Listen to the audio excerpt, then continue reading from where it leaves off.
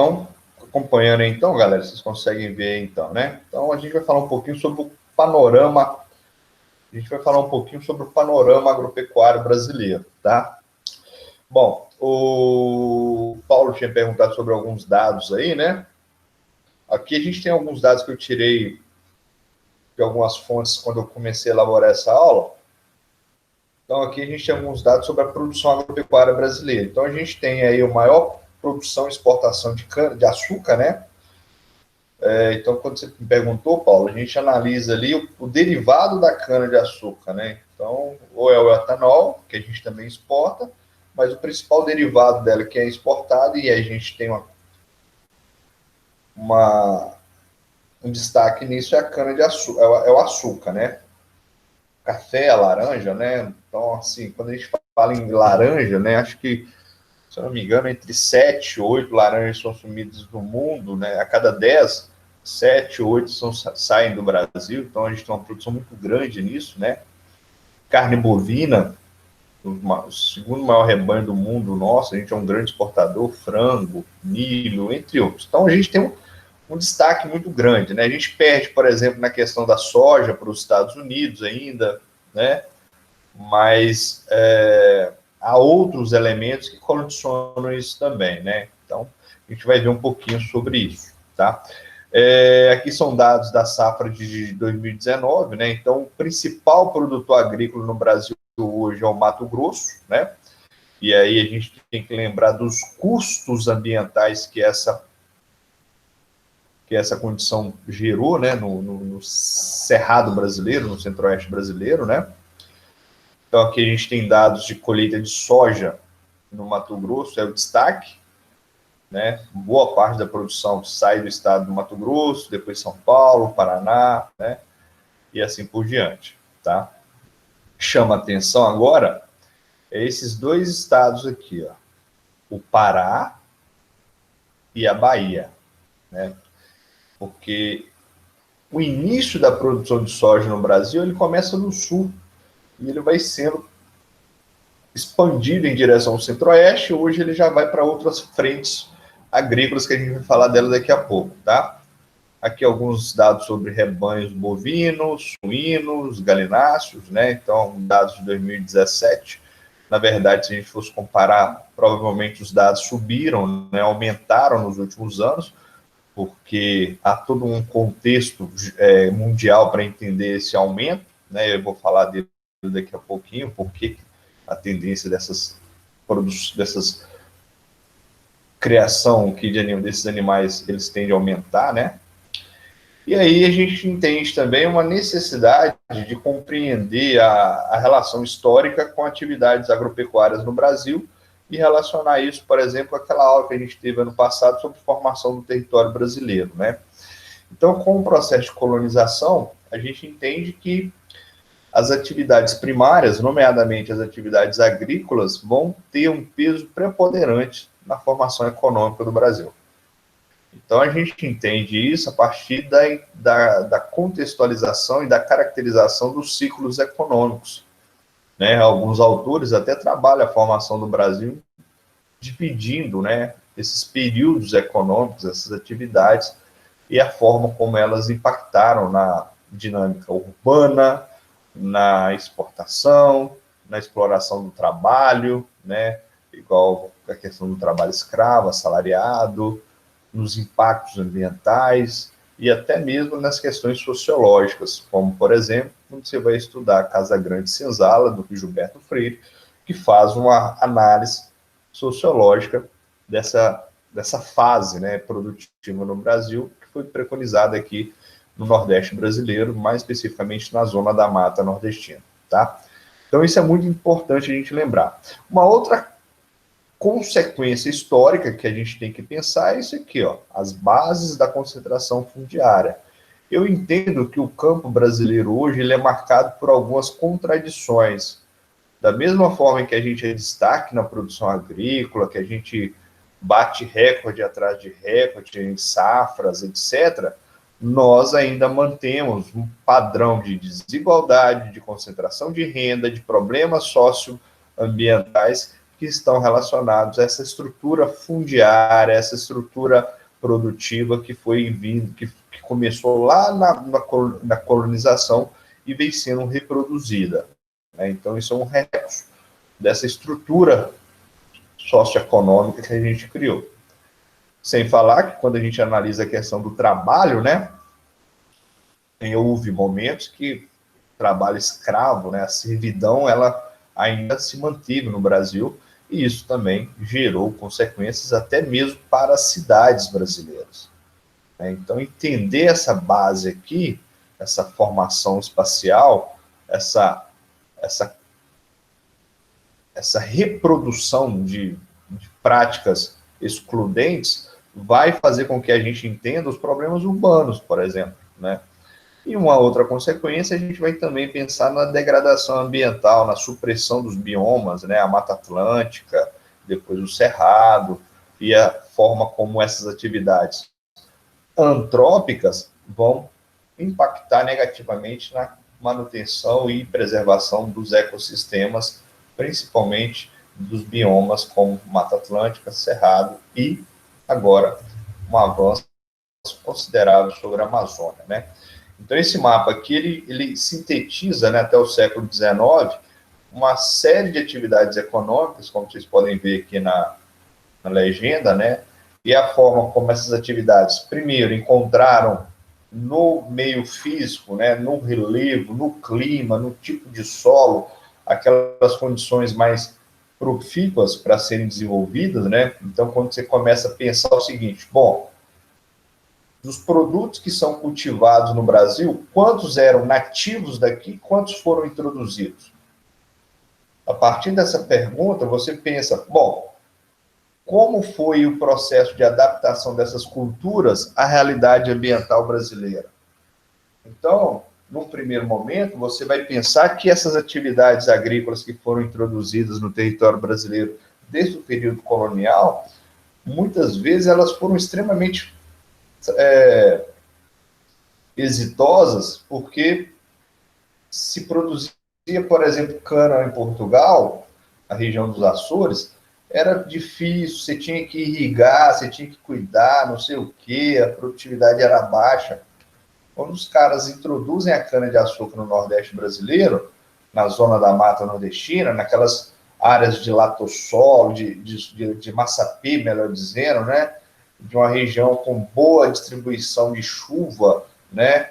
Boa quantidade de água, não precisava irrigar, né? Solos férteis, né?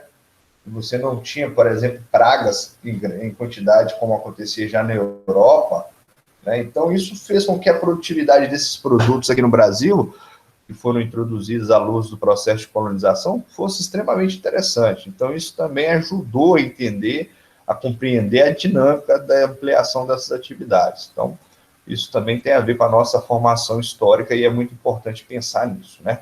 Então, uma consequência natural disso vai ser a transformação dos meios naturais, né, a um processo de antropização, ou seja, a agricultura, né, ela parte do pressuposto que ela integra práticas humanas, né, de manejo, cultivo e colheita, etc., sobre um ambiente que passa por um processo de desmatamento para depois se adaptar à condição e à demanda daquele tipo de cultura, né? Então, ao longo dos séculos, a gente vai entender que o desenvolvimento da agricultura vai possibilitar, primeiro, a produção de uma economia de escala, a geração de uma produção em excedente e, gradativamente, na construção de cidades e, consequentemente, na intensificação dessa artificialização do espaço geográfico, né? Então, aqui nós temos alguns ciclos, algumas atividades econômicas e as áreas em que cada uma delas ocorre, né? Se vocês prestarem atenção, todas aqui são atividades agropecuárias. Soja, arroz, bovinos, caprinos no Nordeste, a cana-de-açúcar no litoral aqui, né? O eucalipto, que pega desde a nossa região e vai até o sul da Bahia, né? Cana-de-açúcar, café. No sul aqui, trigo, soja, milho, pinos, né? A bovinocultura, entre outros, né? E isso vai ocorrer especificamente sobre os diferentes biomas, os diferentes ecossistemas que a gente tem no Brasil, né? Então, aqui a gente tem um outro mapa do NERA, né, Núcleo de Estudos Agrários lá da Unesp. Então, esse mapa que eu peguei esses dias, aqui é a realidade agrária no Brasil em 2010. Então, aqui a gente tem concentração de violência contra trabalhadores rurais e camponeses. Aonde ocorre mais? No Pará, na região norte do Brasil. Então, essa aqui é uma área que a gente vai voltar nela para entender os conflitos, né? Hoje você tem aqui, por exemplo, o bico do papagaio, né, que é um avanço da produção de eucalipto, produção de soja, grãos, sobre territórios que historicamente eram ocupados por agricultura familiar, quilombolas, né, remanescentes quilombolas, etc. Então, você acaba criando esse conflito e isso gera uma série de impactos negativos, né? Essa região aqui com alta concentração de pessoas assalariadas no meio rural, né? No caso aqui, quando você estuda aquela aula de regionalização brasileira, não sei se vocês lembram da divisão do Brasil em Amazônia, Nordeste e aqui a região Centro-Sul, né? Então essa região ela se diferencia das outras devido aos fatores técnicos, econômicos, informacionais, e isso vai fazer também com que o campo nessa região seja diferente, né? Por exemplo, Nordeste, Norte, vai ter um número maior de trabalhador familiar, aqui já é menor, aí compreende-se o papel da agroindústria, né? Então, a ideia é fazer essas leituras aqui do território brasileiro.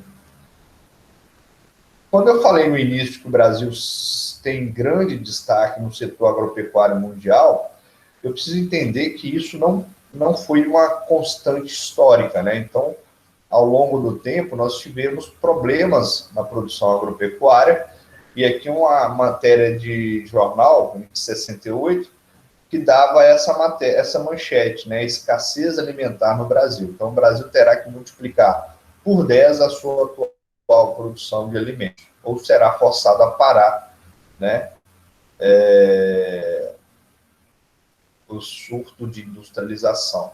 Então, aqui a gente tem duas situações importantes. A industrialização brasileira, ela gera necessidades de matérias-primas, é óbvio, mas também, né, ela gera necessidade de produção de alimento para alimentar as cidades. Então, a partir da industrialização brasileira, o êxodo rural intensifica, então você vai ter menos gente produzindo alimento, indo para a cidade, e ao mesmo tempo essas pessoas nas cidades vão consumir alimentos. Então, você tem que produzir numa escala satisfatória. Então, o governo, a partir dessa data aqui, dessas décadas, a gente começa a entrar num novo paradigma agropecuário que vai se dar pelo aumento do processo de modernização da agricultura brasileira, né? Então, o que acontece? Antes, para eu poder produzir mais, eu tinha que desmatar mais e aumentar minha área de lavoura. Agora não. Agora eu consigo produzir mais em menos área plantada com o advento das tecnologias, do desenvolvimento de pesquisa científica e principalmente da mecanização das atividades agrícolas. Então, nesse gráfico aqui, poderia ser uma questão de prova, né? Até me veio isso na cabeça, que mostra o seguinte, ó, a partir da década de 70, o que acontece? A área plantada ela se mantém relativamente estável, tá, Juliana? Presta atenção aí. Só que a produção ela vem aumentando. E já caiu uma prova, numa prova, no vestibular até acho da USP, da FUVEST, só que para analisar a situação dos Estados Unidos. E a pergunta era, o que explica a manutenção ou redução de áreas plantadas e aumento da atividade da produção agrícola? E aí a ideia era entender os impactos da ciência, da tecnologia, da modernização no aumento da produtividade. Então, isso é importante pensar. Então, no caso brasileiro, começa a ocorrer essa situação por vários fatores. Então, o que levou o Brasil a pensar em modernizar, desenvolver pesquisa, investimento do Estado nesse setor? Primeiro, você tem que pensar que, demograficamente falando, a população mundial só aumenta. Segundo, a maior parte dessa população mora nas cidades. Então, há uma demanda natural por maior consumo de alimentos. Terceiro, né? A gente tem produzido cada vez mais alimentos para as cidades, né? As cidades não conseguem produzir a sua própria quantidade de energia, de alimento, então depende imensamente das áreas rurais, né? E aí a gente tem essa confrontação com o aumento da produção de alguns animais, como o rebanho bovino, suíno, etc., que vem só aumentando, né? E isso aumenta porque o consumo, a demanda tem se intensificado cada vez mais. Do ponto de vista demográfico, quando eu pego uma situação de um país que hoje é considerado um país emergente, que está crescendo economicamente, como é o caso da China, da Índia, e a Índia é um país populoso, então a primeira coisa que vai acontecer com o crescimento econômico da Índia é demanda por alimentos. Então o indiano ele vai comer mais. E aí qual que é a relação do Brasil com isso? O Brasil é um grande produtor agrícola, então, naturalmente, ele pode incrementar suas exportações, atendendo a demanda da globalização e em função disso. Então, essas leituras são importantes da gente fazer, tá? E isso no Brasil ele é mais tranquilo, por quê, galera? Porque a gente tem recursos naturais extremamente favoráveis, né? Como solo, boa distribuição de chuva, né? Então, você vê nessa paisagem aqui, de um lado, cerrado, né? Do outro lado, que deveria ser cerrado, e mostra aqui uma área de cultivo de lavoura. Então, quem viaja pelo centro-oeste brasileiro é muito comum ver essa paisagem, né? As áreas de sedimentação, de planícies, ou até mesmo planaltos e chapadas, né? Nos relevos mais suavizados, e isso repercute nessa potencialidade agrícola, porque além de você ter um solo quimicamente corrigível, né, como é o caso do Cerrado, você tem chuvas bem distribuídas, água e um relevo plano que permite mecanizar. E o resultado disso é uma busca, uma viagem, um destino certo na questão das exportações e, consequentemente, na acumulação do capital. Isso aí, tá? Aqui a gente tem um dado que mostra, né, baseado no exercício que eu deixei para vocês, sobre a questão da cana-de-açúcar, né? Então, olha como é que vem crescendo a quantidade de produção de cana no Brasil de 86, logo após aquele contexto que eu falei da questão geopolítica, e como é que ela vem crescendo, né? Então, em 30 anos aí, isso cresceu 3 vezes, né? E aí, ó, a gente consegue também fazer uma contextualização por região, né? E as regiões que mais tiveram crescimento nessas áreas foram o Centro-Oeste e o Sudeste, né? O Nordeste é curioso a gente pensar que ele tem até uma queda, né? Uma redução, né? De 86 para 2016, né? E aí a gente pode entender como um processo de reestruturação produtiva, né, com a incorporação do Sudeste, do Centro-Oeste, aí entra aquela questão das infraestruturas, o próprio clima, entre outros, né? Então, aqui a gente tem os municípios em 90 que compunham as principais regiões produtoras de cana-de-açúcar, né? Então, aqui a gente tem aqui a região centro-norte de São Paulo, um pouquinho no Triângulo, vai aqui em direção ao centro-oeste. Agora a gente chama essa área aqui de um polígono hidroenergético, né? Que é um tema bem atual, esse conceito que eu falei, polígono hidroenergético, que tem como característica principal o setor sucro-alcooleiro, açucareiro, né? Então, em cima disso, você tem uma expansão das atividades ligada à modernização agrícola, suprimindo as pequenas e médias agriculturas, além dos impactos ambientais que a gente já falou que isso pode gerar, né? Aqui a gente tem os municípios que compõem o que a gente chama de arco produtivo de 90 a 2000, né? Então aqui a gente tem essa franja de expansão agrícola, né? Pegando aqui até o oeste da Bahia, né? A gente vai entender que isso vai mudar já agora, a gente já vai mudar e já vai criar uma área nova, né? Um conceito novo na agropecuária brasileira que pega aqui, ó, essa área aqui, a gente chama ela de selva, né? Sergipe, Alagoas e Bahia, né? Aqui a gente tem o Mato Piba, né, que é Tocantins, Maranhão, Bahia. Então a gente tem essa dinâmica da expansão agropecuária brasileira. Então a gente parte do pressuposto que isso começa no sul, oeste paulista, vai chegando aqui. Hoje a gente tem o arco do desmatamento, né, que é essa área na Amazônia Meridional aqui, né, norte do Mato Grosso, sul do Pará, então aqui a gente chama de arco do desmatamento. E aí a gente tem, né, um aumento, uma expansão das atividades agrícolas que vai aqui em direção ao Mato Piba e mais recentemente ao Selba, tá? Então essa é a nossa, digamos assim, reestruturação produtiva, né? O que explica essa expansão aqui? Primeiro, desenvolvimento de sementes, plantas adaptadas, que antes era num clima subtropical, passando pelo clima tropical, até chegar numa região de semiárido, né? A questão da química, que ajuda na composição, correção do solo, mecanização, né, irrigação artificial, entre outros, e até mesmo a questão da luminosidade, né? Então, o clima, né, a duração dos dias, a quantidade de energia, dependendo do tipo de cultura, é extremamente favorável plantar aqui nessa região em relação a outra no Brasil. Então, isso tudo começa a ser pensado, né? Então, aqui a gente tem a produção total diária colhida por região. Então, olha só os dados, né? O sul, que em 90 era maior, agora dá uma diminuída, e o centro-oeste, né, ele passa por essa transformação, e aí entende-se que nessa região, hoje no Brasil, é marcada pela presença dos complexos agroindustriais, né?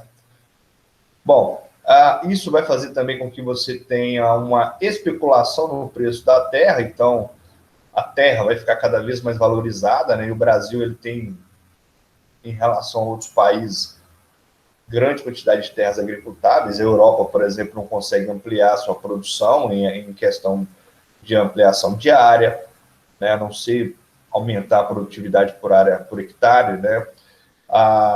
O Oriente Médio não tem condição natural. Então, hoje a gente destaca a América Latina, nomeadamente o Brasil e a África, como as áreas de maiores potenciais de expansão agrícola, por terem, né, reservas ainda de terras agricultáveis. E isso vai gerar uma necessidade do controle, né, de especulação, de acumulação de terras. No caso do Brasil, um estrangeiro ele não pode comprar um número X, acima de um número X de terra, né? E se pudesse, já estava tudo vendido, né?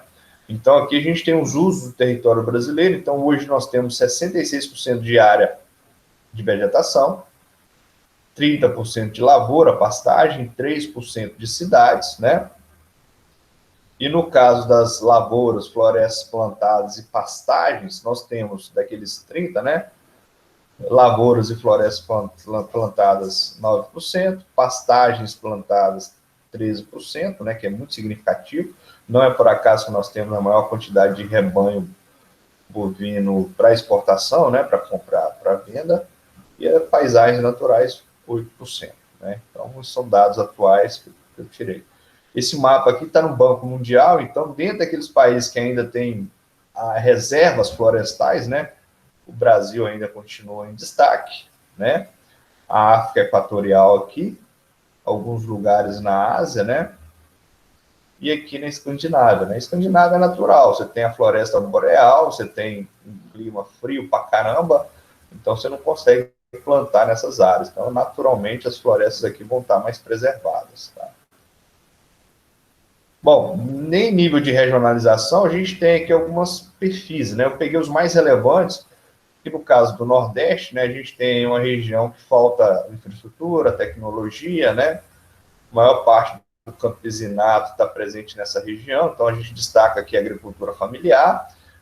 Bom, mesmo com condições precárias, né, mesmo sem acesso a tecnologia, investimento, capital para investimento, assessoria técnica, O Nordeste, ele ainda consegue produzir 70% de arroz, 79% de feijão, 82% de mandioca, 65% de milho, de culturas que constituem, né, boa parte da base alimentar da população. Então, aqui a gente está destacando aquela agricultura que é importante para a produção de alimento, para encher a barriga da galera aí, né?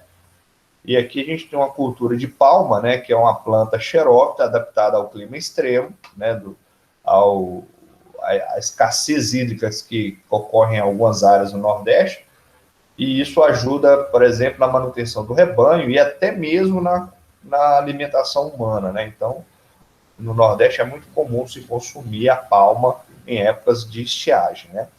A gente fala da Amazônia porque envolve questões ambientais, além de questões sociais também, né? Então, hoje, a Amazônia Oriental ela é uma fronteira agrícola, né?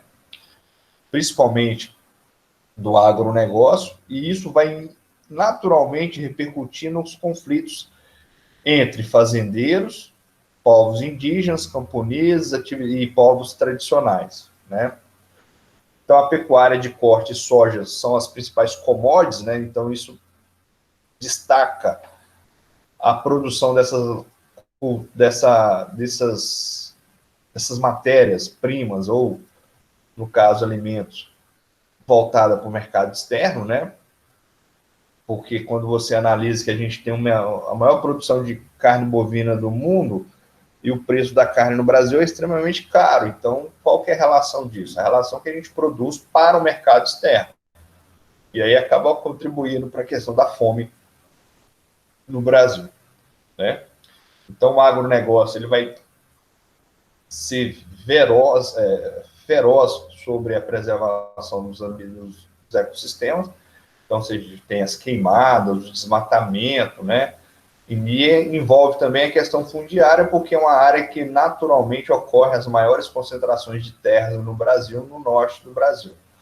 Então, se a gente fosse fazer um mapa do índice Gini sobre a concentração de terra, a maior área seria no norte, melhor dizendo. E aí surge uma questão seguinte, né? O desmatamento na Amazônia. O que acontece? Primeiro, para você desmatar 1 hectare, galera, isso dados de pesquisadores, de cientistas, então imagine que para você matar 1 hectare, né, na Amazônia, você precisa de aproximadamente algo em torno de... Você gasta algo em torno de 800 a 1.500 reais. Tá? Pai, professor, você está inventando isso? Não, eu não estou inventando isso. Isso aí é apresentado por cientistas, né? Quem quiser saber mais pode pesquisar aí o Carlos Nobre, né, um dos maiores cientistas climáticos aí que estuda a Amazônia, e dados eles apresentam. Então, para matar 1 hectare, 10 mil metros quadrados na Amazônia, você gasta entre 800 e 1.500 reais. E aí eu pergunto, será que o pobre, o agricultor familiar, ele tem esse dinheiro para desmatar na Amazônia? Fica essa provocação aí, tá? E aí o desmatamento na Amazônia ele tem que seguir algumas lógicas. Primeiro, você desmata isso geralmente as queimadas elas ocorrem nos meses de agosto, setembro, não por acaso. Isso é pensado. Por quê? Porque é um período em que você tem uma diminuição das chuvas na Amazônia, a gente está falando do inverno amazônico, né?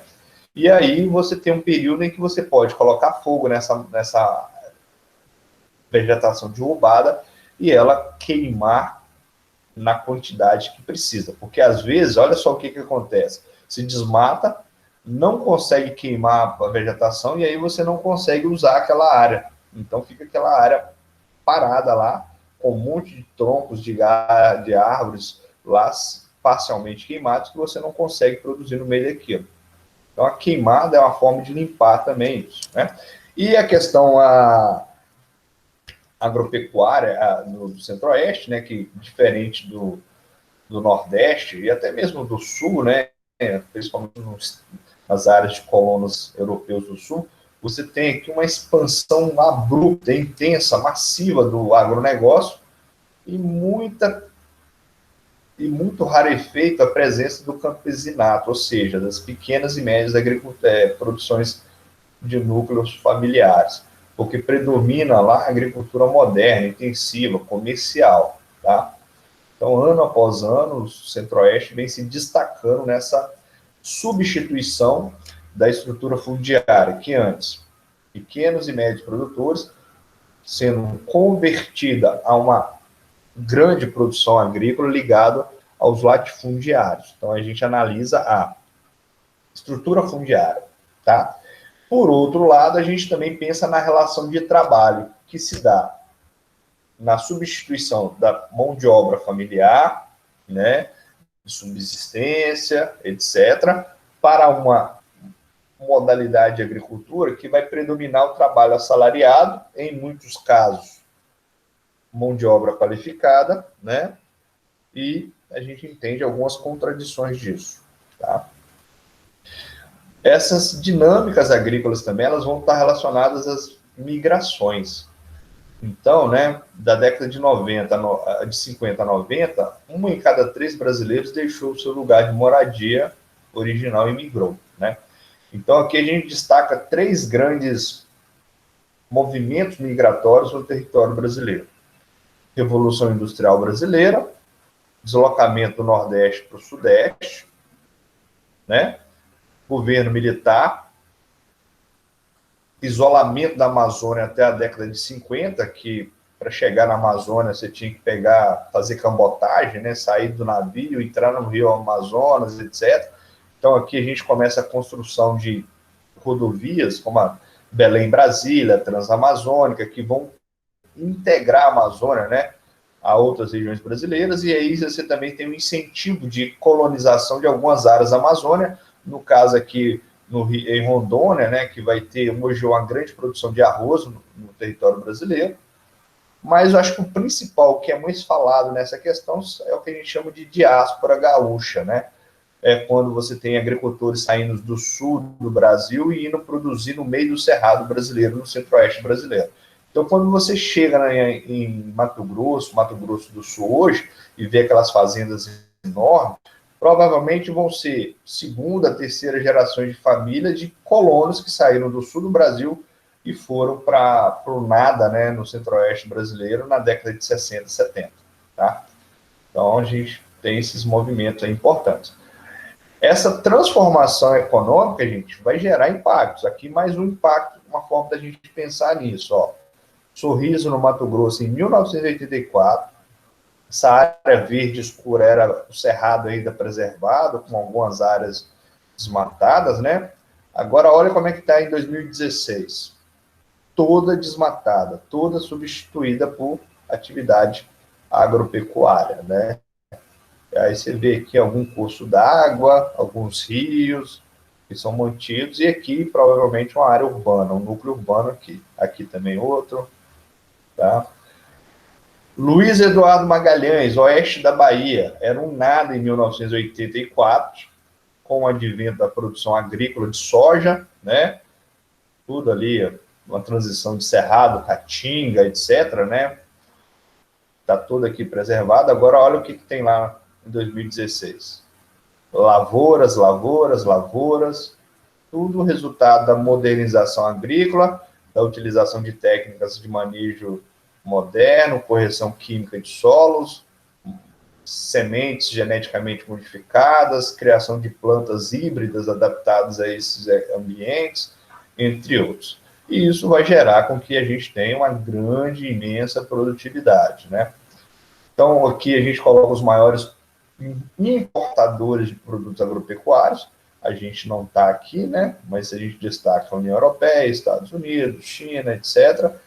E já nos maiores exportadores, a gente aparece aqui como terceiro, né? Então, a gente pode entender, por exemplo, qual a relação do Brasil com a União Europeia, com a China, com o Japão, com os tigres asiáticos, entre outros. Tá? Bom, então, uma coisa também que é interessante a gente pensar, que todo dia acontece alguma coisa no planeta. Todo dia está acontecendo alguma atualidade.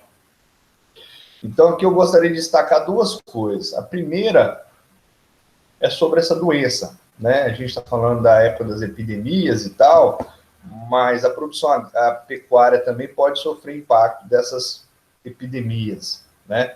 Então, na China, hoje, está acontecendo a peste suína africana, que está dizimando milhões de porcos, né? Na Rússia, em alguns lugares também, em outras regiões da Ásia. E aí, o que acontece? A gente pode ser extremamente beneficiado disso.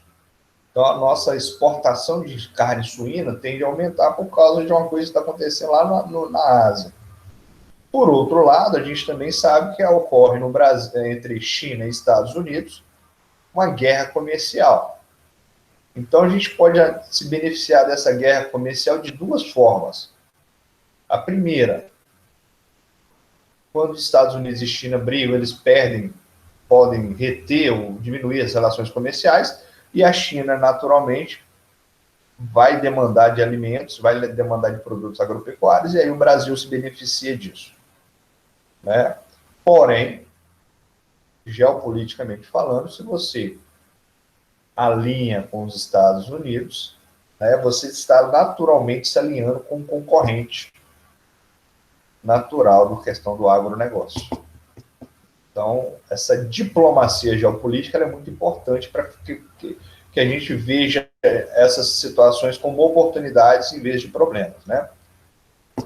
Bom, uma situação também importante é a seguinte, olha, esse crescimento agrícola, ele aumenta, tá bonito, a gente tem destaque, mas a gente vê avanço na redução da pobreza, ok, mas existem problemas estruturais no que tange a questão da fome, né? Então, a gente precisa, né, trazer para a nossa realidade, né, no caso aqui, 600 milhões de pessoas na América Latina vivem em estado de insegurança alimentar, é muita coisa, né? E o Brasil precisa trabalhar nisso também, até mesmo à luz do problema interno, né? É uma situação. Isso mostra uma contradição. E aqui a gente vai destacar duas fronteiras agrícolas importantes que a gente tem no agronegócio brasileiro. O primeiro é o Matopiba, né? Que é um acrônimo que significa Maranhão, Tocantins, Piauí e Bahia. Então, essa área aqui é o Matopiba. É uma área que possui características climáticas, naturais, extremamente favoráveis à agricultura moderna, né? Como milho, soja, destinado à exportação, né? Então, é uma expansão que ocorre não para produzir exclusivamente alimento para a população brasileira, mas para atender os desígnios da globalização econômica e da demanda do mercado externo, né? E da mesma forma que a gente vê isso como um processo que vai reestruturar espacialmente as cidades, né? Então, por exemplo, a cidade de Luiz Eduardo Magalhães hoje tem aeroportos, tem lojas de tratores, colheitadeiras, bancos, universidades, né? Então, numa escala de tempo de 30, 40 anos, né, uma região que não tinha nada, hoje você tem um crescimento demográfico, um crescimento econômico ligado ao agronegócio. Então, você tem uma interação da questão agrícola, né, da produção agropecuária, com a questão urbana também. Bom, isso também vai gerar problemas, conflitos. Então, aqui a gente tem o impacto dessas atividades agropecuárias sobre territórios de povos tradicionais, e aí a gente, vez por outra, encontra notícias sobre violência, assassinatos, morte, ameaças no campo, né, ligados ao impacto dessas atividades sobre territórios de povos tradicionais. Então, é importante a gente pensar nisso também, né? Então, aqui são mapas que mostram características de relevo e clima da região, né? Então, essa área, por exemplo, por ter um clima tropical semiárido e tal, é facilmente contornada pela questão da disponibilidade hídrica, né? Então, aqui a gente tem no Matopiba, por exemplo, grandes bacias hidrográficas, né? Como a do São Francisco, Tocantins, Araguaia, tal. Então, a gente também entende essa condição natural que o Brasil tem, que permite a gente relacionar isso. E a mais nova, galera, isso aqui eu fui estudar sobre isso essa semana, né? Que é o Selba, né? Sergipe, Alagoas, Bahia, que é aquelas áreas que antes eram muito suscetíveis, eram muito comuns a produção de cana-de-açúcar, né? Então você tem ali áreas que anteriormente era Mata Atlântica e Caatinga, que devido às suas características, a gente está falando aqui de relevo, né? Então aqui a gente tem os tabuleiros, né? Áreas de sedimentação, solos de massapê, né? Uma insolação muito interessante para as lavouras, né? A duração da insolação é importante, porque a planta realiza sua fotossíntese. E, além dessas questões naturais, a gente também destaca uma boa integração de infraestrutura, né? Com a presença de portos e outras redes de transportes que foram implementadas nas últimas décadas no Nordeste, e isso torna altamente interessante a produtividade agrícola nessas regiões, né? Então, naturalmente, nos próximos anos, essas áreas vão passar por uma reconvenção produtiva, né? Antes produzia cana, antes produzia alguns derivados, alguns produtos como mandioca, milho, etc., e agora vai entrar no setor dos grãos, né? Cítricos também, entre outros. Então, isso é muito importante também pensar, né? Bom, então a gente pode entender também que isso vai gerar uma concentração da riqueza no campo. Então a gente entende que isso é igual acontece no Brasil, uma modernização desigual e conservadora. Então a pobreza está mais presente no meio rural, né? E principalmente no norte e nordeste, né? E isso vai gerar uma situação de conflitos, né? Então a gente tem a ascensão dos movimentos sociais, né? Movimentos ligados a grupos de povos tradicionais, né? E é interessante a gente pensar que essa modernização também ela chega a impactar na questão do emprego, do trabalho. Por quê? Aqui eu trouxe um dado sobre a produção de porcos no Brasil, mais especificamente na Santa Catarina. Então, o que a gente nota desse gráfico aqui, né? Então, olha só, a produção de carne suína no Brasil ela só vem aumentando, né? O número de produtores por rebanho ele tem diminuindo. Então, a gente sente também na questão do trabalho, né, o impacto dessa modernização. Ou seja, a gente cria no campo, né, que eu estou dando um exemplo da suinocultura, mas outras áreas também vão sofrer esse impacto, né, com o advento da modernização, há um impacto na questão do desemprego, né? Então, isso é importante. Então, você tem mais produção, menos emprego. Então, a gente também estuda essa relação aí do impacto do campo, né? Então, isso aqui são dados de uma matéria de jornal, né?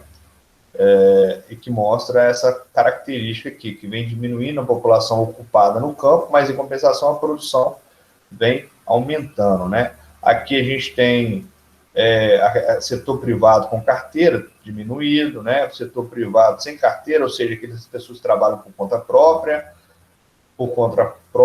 também, a gente tem uma diminuição, né? Então, isso reflete essa reestruturação produtiva, né? Bom, um outro dado importante que está relacionado com a alimentação é a concentração da indústria, né, nas redes de supermercados. Então, muitas vezes, o preço pago, por exemplo, do leite para um agricultor de leite lá, um produtor de leite aqui em Minas, pela Danone ou por alguma empresa que trabalha para ela, é muito pequeno. Então, desestimula o cara a produzir. Então, essas empresas, elas conseguem colocar o preço que ela quer, pagar do jeito que ela quer, e isso acaba prejudicando a manutenção desses pequenos e médios agricultores, porque eles não têm como competir, né, com aquele agricultor que consegue modernizar, diminuir a demanda de mão de obra e, consequentemente, produzir, reduzindo o seu custo. Então, isso também vale a pena pensar. Sobre a agricultura familiar, a gente tem esse dado aqui que foi tirado do IBGE, né, do censo do IBGE, o censo agro, né? Então ela tem uma dinâmica muito importante, né? A propriedade ela é compartilhada pela família, né? A atividade produtiva é agrária, agropecuária, porque você insere no trabalho familiar uma policultura, né? Então, o trabalhador, o agricultor, ele fica à mercê da variação do tempo atmosférico. Então, em cada estação do ano vai ter um determinado tipo de cultura, então todo ano ele produz, né? Diferente daquele cara que pode resolver o problema da seca fazendo irrigação mecânica, né? Que ele tem um investimento para isso. O agricultor familiar não tem. Então, ele vai plantando de acordo com as estações, as culturas do ano. Então, isso é importante, né? Então, Pernambuco, Ceará e Acre têm as maiores proporções de trabalho familiar, e aquelas áreas que têm agricultura moderna, como Centro-Oeste, São Paulo, tem as menores, né? Então, aqui a gente pode também pensar, aqui os dados por região, né? Norte, Nordeste, Sudeste, Sul e Centro-Oeste, né? Então, vai em torno de 10 milhões de pessoas no Brasil ocupado no que tange trabalho familiar, tá? Você tem também a questão do gênero, né? Então, a gente pode notar que sabem ler e escrever, né? As mulheres, até no campo, conseguem ter um impacto diferente do homem em relação a isso, né? Quando você analisa, por exemplo, nível de instrução, no nível superior ainda está quase que meio a meio, mas no médio, né, as mulheres estudam um pouco mais que os homens. No ensino fundamental, a diferença é significativa aqui, né? E olha só esses dois dados, né? Nunca frequentou a escola. Então, isso tem também uma relação da questão de gênero, né? E algumas questões de estabelecimento produtores, né? Então, 85%, ou seja, 298 milhões de hectares são terras próprias, né? Para pessoas que têm a documentação. E a utilização das terras, geralmente são culturas permanentes, temporárias, né? Você planta uma coisa aqui, depois outra. A diferença de pastagens naturais plantadas e as matas plantadas. Então, a gente tem esse detalhe em relação a 2006, né? Então, também é importante pensar. Tá? Bom, deixa aqui que eu parei a Amazônia. Bom, já deu, né, gente? Deixa eu fechar aqui.